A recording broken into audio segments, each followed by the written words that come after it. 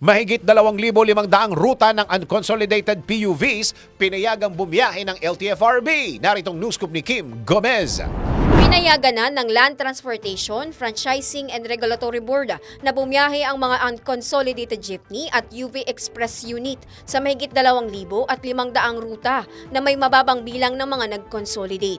Ito'y upang matiyak na sapat ang bilang ng pampublikong transportasyon sa mga ruta na may mababang bilang ng mga otorisadong unit. Nabatid na maaari lamang bumiyahe ang mga unconsolidated jeepney kung kasalukuyang nakarehistro ang mga ito sa LTFRB at kung mayroong personal coverage ng insurance para sa mga maaksidenteng pasahero. Kabilang sa mga ruta na may mababang bilang ng mga nag-consolidate ang Central Office, Metro Manila, Cordillera, Ilocos, Central Luzon at Calabarzon. Sa datos ng Department of Transportation, nasa mahigit 36,000 public utility vehicles at halos 2,500 ruta pa ang nananatiling unconsolidated matapos ang April 30 deadline ng PUV Modernization Program. At yan ang News Scoop, Kim Gomez, nagbabalita ng tama, naglilingkod ng tama.